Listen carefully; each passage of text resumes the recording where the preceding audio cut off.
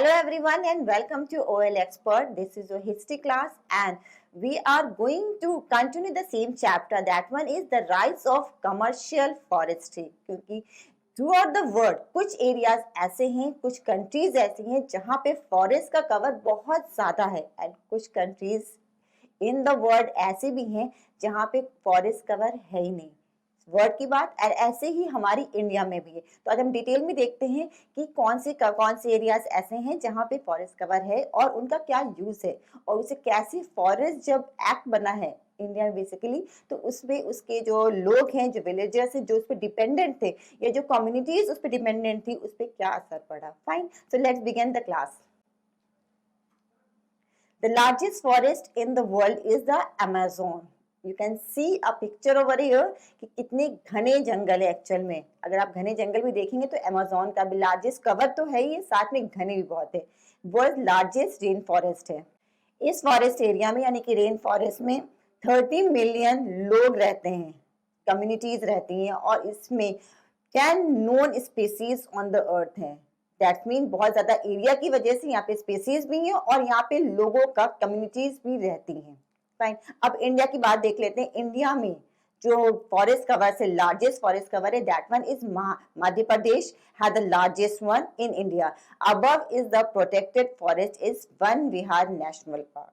Okay, यहीं पर one विहार national park है जो कि प्रोटेक्टेड फॉरेस्ट एरिया. प्रोटेक्टेड क्यों कह रहे हैं? क्योंकि जब रेगुलेशन बना था फॉरेस्ट एक्ट का तब इसको फॉरेस्ट एरिया को अलग अलग पार्ट्स में डिवाइड कर दिया. कोई कोई जो प्रोटेक्टेड थे वो प्रोटेक्टेड एरिया में चले गए जहां पे लाइसेंस के थ्रू ही, जिसको लाइसेंस है, जिनको परमिशन लेते थे गवर्नमेंट से तब वो अलाउड होते थे कि उस फॉरेस्ट कवर एरिया में जा सकते हैं. ओके, तो लार्जेस्ट कवर जो है प्रोटेक्टेड एरिया का वो कहाँ है?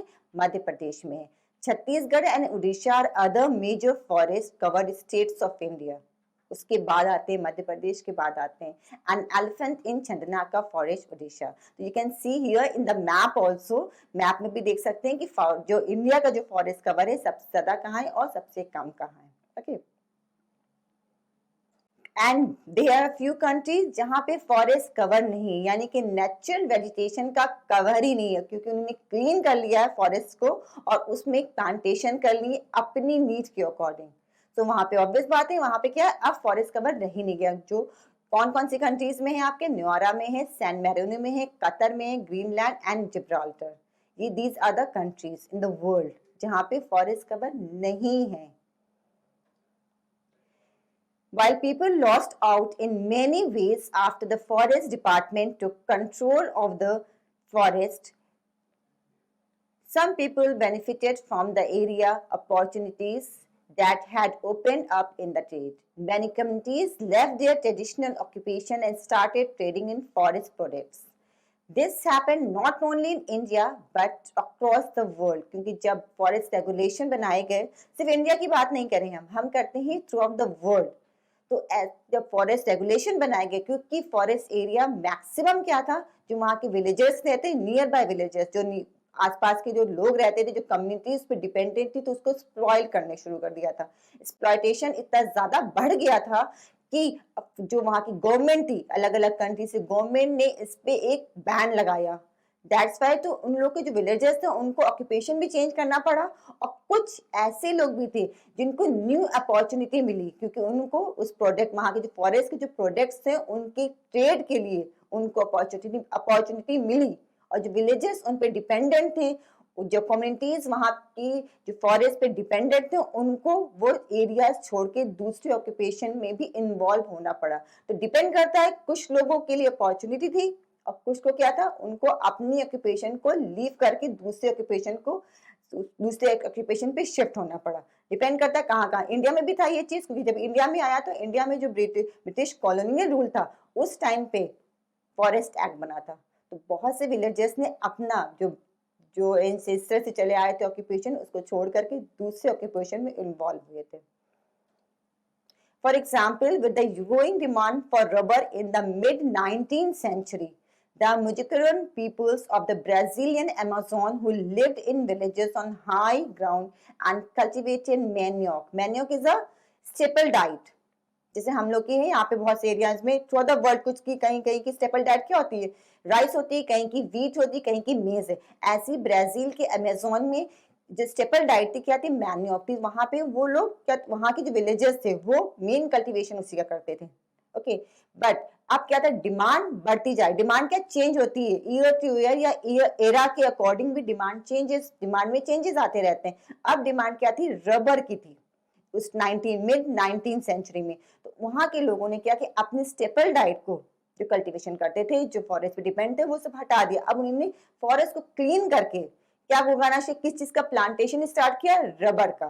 क्योंकि रबर की demand through out the world बहुत ज्यादा बढ़ गई थी। तो उन्होंने इस चीज को अपना अपना जो कल्टीवेशन था, जो क्रॉप का जो था, वही शिफ्ट कर दिया। Okay. Gradually, they descended to live in the trading post and became completely dependent on trade. Obvious बात है। फिर अब क्या हुआ, अब जब इन्होंने रबर को ऑक्यूपाई कर लिया एज ऑक्यूपेशन, क्योंकि रबर की प्लांटेशन कर रहे थे, तो अब ये ट्रेड में डायरेक्ट और इनडायरेक्ट इन्वॉल्व हो गए थे। तो क्या अपना जो ऑक्यूपेशन था उसकी शिफ्टिंग कर रहे थे। अब ट्रेड पे मैक्सिमम डिपेंडेंट थे।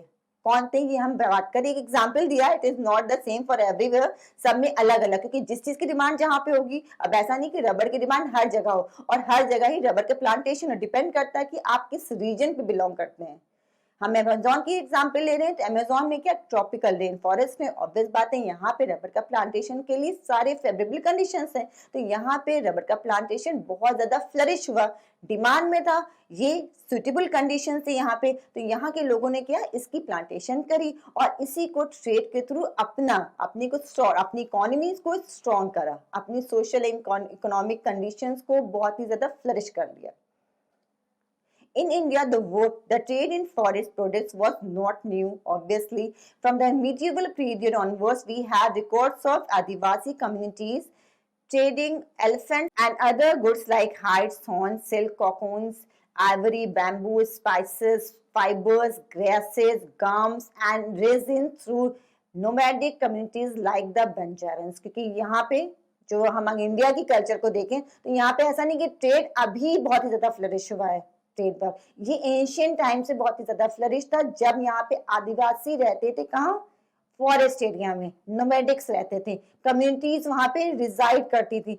आफ्टर जो कॉलोनियल रूल्स ने जब फॉरेस्ट के रेगुलेशंस बनाए, एक्ट बनाए, तब ये कम्युनिटीज उस एरिया को छोड़ करके दूसरे एरिया में जाके सेटल डाउन हुए। बट बिफोर दैट में ये आदिवासी लोग, और ये बंजारा कह लें या आदिवासी कह लें, अलग अलग नेम, लोकल नेम्स हैं इनकी कम्युनिटी के, ये कहाँ पे डिपेंडेंट थे, इनके हैबिटाट ही क्या थे, फॉरेस्ट एरिया। तो जब वो फॉरेस्ट में रहते तो वहां से जितनी भी चीजें फॉरेस्ट में मिलती हैं, चाहे वो वुड हो, चाहे टिम्बर हो, चाहे आपके अलग अलग मेडिसिनल प्लांट्स हों या ग्रासेस हों, हर चीज का यूज, या फ्रूट्स हों, हर चीज का यूज करते थे और उसको अपने यूज में लाते थे और साथ में उसका ट्रेडिंग भी करते थे। तो क्या था, इनका मैक्सिमम डिपेंड किस पे थे, ये ट्रेडिंग पे ही डिपेंड थे और उसी के अकॉर्डिंग ये अपनी लाइवलीहुड गुजारते थे। With the coming of the British, what happened really in India? क्योंकि हम इंडिया की बात कर रहे हैं, इंडिया में जब कॉलोनियल रूल आया तो ऑब्वियस बात है बहुत सारे चेंजेस आए। सो क्या यह trade off completely regulated by the government. अब क्या था, ट्रेड पे भी अब क्या हुआ, गवर्नमेंट का कंट्रोल हो गया। गवर्नमेंट ने ट्रेड पे भी अपना कंट्रोल कर लिया। वो जिस चीज के ट्रेड को आगे इंप्रूवमेंट चाहती थी, डेवलपमेंट चाहती थी, उसका तो डेवलपमेंट हुआ, और जिसपे नहीं चाहती थी उसको क्या, वो बैन लगाती चली गई। क्या किस टाइम की बात कर रहे हैं हम, कॉलोनियल रूल की बात कर रहे हैं, जब ब्रिटिश की गवर्नमेंट थी इंडिया में, यानी कि before independence. The British government gave many large European trading companies to the sole right to trade in the forest products of particular areas. Grazing and hunting by the local peoples were restricted. क्योंकि local people जो थे, जो near by areas में रहते, villages में रहते, तो उनका क्या था, मैक्सिमम वो क्या करते थे, फॉरेस्ट से ही अपनी लाइवलीहुड चलाते। ग्रेजिंग है, अपने जो पैस्चर्स थे उनको ग्रेजिंग के लिए कहाँ लेके जाएंगे, नियर बाय जो फॉरेस्ट था वहीं ले जाते थे। और हंटिंग के थ्रू उसके जो जो एनिमल्स के बोन्स थे, हॉर्न्स थे, वो सब यूज करते थे ट्रेडर्स, ट्रेडिंग करते थे उसकी। ओके, तो ये सब चीज पे बैन लगा लिया जब गवर्नमेंट आई, किसकी, ब्रिटिश की आई। उन्होंने रूल्स एंड रेगुलेशन बनाए, उन्होंने बैन किया नहीं ये इन चीजों की, क्योंकि ये बहुत ही स्पेसिफिक चीजें हैं, इन चीजों पे बैन लगा दिया। तो विलेजेस जो वो थे, जो उस पर डिपेंडेंट थे जो फॉरेस्ट के प्रोडक्ट्स पे डिपेंडेंट थे, उनके ऑक्यूपेशन पे काफी चेकआउट लगा। In the process, many pastoralist and nomadic communities like the Korawa, Karacha and Manukula of the Madras residency lost their livelihoods. Some of them began to be called criminal tribes and were forced to work instead in factories, mines and plantations under government supervisions. अब क्योंकि बहुत सारी communities थी, अलग अलग area में अलग अलग कम्युनिटीज रहती थी और उनके लोकल नाम थे, ओके, लोकल नेम्स थे, ऑब्वियस बात है क्योंकि इंडिया क्या है, वास्ट कंट्री। और बिफोर दैट अब तो हमारा फॉरेस्ट एरिया तब भी बहुत ही लिमिटेड हो गया है। एंड बिफोर दैट यानी कि जो ब्रिटिश यानी कि जो इंडिपेंडेंस से पहले हमारा फॉरेस्ट एरिया का कवर बहुत ज्यादा था, तो वहां पे लोग उस पे बहुत वहां हैबिटेट भी बना रखा था फॉरेस्ट एरिया को, और साथ में उसके प्रोडक्ट्स भी बहुत ज्यादा यूज करते थे और उसका ट्रेडिंग भी करते थे। तो बहुत सारी ऐसी कम्युनिटीज थे, उन्होंने अपने ऑक्यूपेशन चेंज किया। अब चेंज करके क्या किया उन्होंने, इन्हें कुछ फैक्ट्रीज में लग गया, कुछ प्लांटेशन या माइंस मिले। प्लांटेशन क्या, फॉरेस्ट कवर कोई क्लियर करके उसमें पर्टिकुलर जिस प्लांट्स की नीड थी उसकी एक पर्टिकुलर क्रॉप की ही उसका ही प्लांटेशन करते हैं। या माइन जो सेटअप होते थे वहां पे जाकर के उस पे जाके एज अ वर्कर काम करना शुरू कर दिया। तो क्या, और ये सब चीज किसके अंदर होता था, गवर्नमेंट के अंदर होता था, यानी कि गवर्नमेंट ने ये सब कंट्रोल कर लिया, उन्होंने रिस्ट्रिक्ट कर दिया था विलेजर्स को, या जो उन पर डिपेंडेंट थे फॉरेस्ट पे उनको रिस्ट्रिक्ट कर दिया कि वो उसकी हंटिंग या ग्रेजिंग नहीं कर सकते, और अपने डोमेस्टिक पर्पज से भी जो फ्यूल लेते थे, जो पब्लिक जो वहां के जो विलेजर्स लेते थे फॉरेस्ट से, उन पे बैन लगा दिया, उन पे भी रिस्ट्रिक्शंस थे कि हाँ beyond that one limit you can't do this one. तो क्या ये सब रिस्ट्रिक्शंस थे उन लोग के ऊपर, तो वो लोग क्या रिस्ट्रिक्ट थे और अपना ऑक्यूपेशन धीरे धीरे करके चेंज कर रहे थे, शिफ्ट कर रहे थे। New opportunities of work did not always mean improved well-being for the people. Obviously, अगर हम कह रहे हैं अपॉर्चुनिटी मिल रही थी क्योंकि क्या शिफ्ट कर रहे थे एक ऑक्यूपेशन से दूसरे ऑक्यूपेशन पे, बहुत से लोगों ने बहुत इजीली कर लिया, ऑब्वियस बात है। अगर ऐसा नहीं है कि हम हमेशा नीचे से ऊपर की तरफ शिफ्ट कर रहे हैं, कोई जरूरी नहीं कि गवर्नमेंट के रूल से आपको फोस्टर किया जा रहा था, आप पे कंपल्सरी था कि आपको चेंज करना है, तो विलिंगली तो सब नहीं कर रहे थे, कुछ लोग ही विलिंगली कर रहे थे और मैक्सिमम लोग क्या फोर्सिबल कर रहे थे। तो ये ऐसा नहीं था कि उनकी वेलबींग उनकी लाइवलीहुड भी बहुत अच्छी हो गई थी, नहीं, ऐसा चेंजेस आए थे और बहुत ने सफर भी किया क्योंकि उनके हैबिटेट एरिया भी चेंज, उनको शिफ्ट कराया गया, उनके जो एरियाज थे रेजिडेंशियल जो एरियाज थे यानी कि सेटलमेंट टोटली शिफ्ट कराया गया, नहीं आपको ये एरिया छोड़ करके दूसरे एरिया में रहना है। तो इट इज क्वाइट डिफिकल्ट कि दूसरे एरिया में जाके आप नया ऑक्यूपेशन को ले और उसको उस पे आपको क्या हर चीज आपके अकॉर्डिंग वो नहीं पॉसिबल है कि आपकी सब सिचुएशन फेवर में जाए। तो इसमें लोगों ने बहुत ज्यादा स्ट्रगल भी किया सरवाइव करने के लिए। In Assam, both men and women from forest communities like Santals and Orients from Jharkhand and Gonds from Chhattisgarh were recruited to work on tea plantations. The wages were low and conditions of work were very bad. They could not return easily to their home villages from where they had been recruited. अब अगर हम बात करें झारखंड, उड़ीसा, असम की बात करें, असम में क्या मैक्सिमम क्या टी का प्लांटेशन है, तो उस टाइम पे भी क्या था, और झारखंड या उड़ीसा की बात करें वहां माइनिंग एरियाज हैं, तो लोग क्या थे जो भी, क्योंकि इन एरियाज में लेबर बहुत ही मैक्सिमम नंबर में चाहिए होता है, तो जो हैबिटेट थे, जो विलेजेस थे जो फॉरेस्ट पे डिपेंडेंट थे, फॉरेस्ट प्रोडक्ट पे डिपेंडेंट थे, उन्होंने क्या शिफ्टिंग करी, तो ये इन्हीं एरियाज में गए। यानी कि असम में क्या है, किसके लिए, टी प्लांटेशन के लिए, वहां पे लेबर्स की जरूरत पड़ती है, तो उनको अपना घर छोड़ करके दूसरे एरिया में जाना पड़ा, जाके जहां पे प्लांटेशन होता है वहां पे जाकर के उनको अपना वर्क करना है, डेली वेजेस पे थे, बट क्योंकि लेबर्स बहुत लार्ज नंबर पे चाहिए होती है, तो इन एरियाज में वेजेस बहुत हाई वेजेस नहीं मिलते हैं, लो वेजेस पे लोगों को काम करना पड़ता था और अपना घर छोड़ करके दूसरी जगह जा करके सेटल होना, फिर क्योंकि उनको बार बार, और ऐसा नहीं था कि आपको बहुत जल्दी की छुट्टी मिल जा रही है आप वापस चले जाइए घर, जाके आप घर होके आइए, नहीं, लॉन्ग टाइम पे उनको बैक करते थे अपने घर पे, अपने घर वालों से मिल पाते थे, अपने फैमिली से मिल पाते थे। तो ये क्या, ये सब चीजें प्रॉब्लम आ रही थी लोगों को, प्लांटेशन हो गया था, लोगों ने अपने प्लांटेशन की तरफ शिफ्ट हो गए थे, अपना ऑक्यूपेशन चेंज कर लिया था, बट स्टिल उनको बहुत स्ट्रगल करना पड़ा। ऐसे ही क्या उड़ीसा या झारखंड में जहां माइनिंग के जो लोकेशन रीजन्स हैं वहां पे भी माइनिंग में क्या लार्ज नंबर पे चाहिए होते हैं वर्कर्स।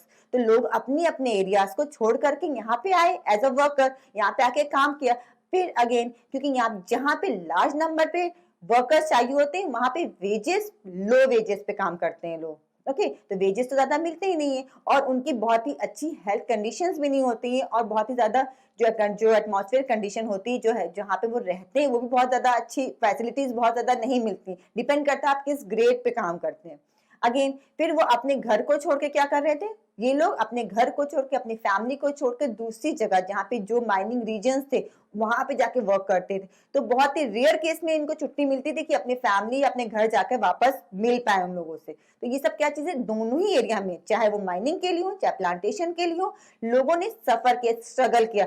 अपना ऑक्यूपेशन जो फॉरेस्ट पे था, ट्रेडिंग करते थे, इजिली रहते थे, वो सब छोड़ करके उनको क्या स्ट्रगल लाइफ की तरफ गए।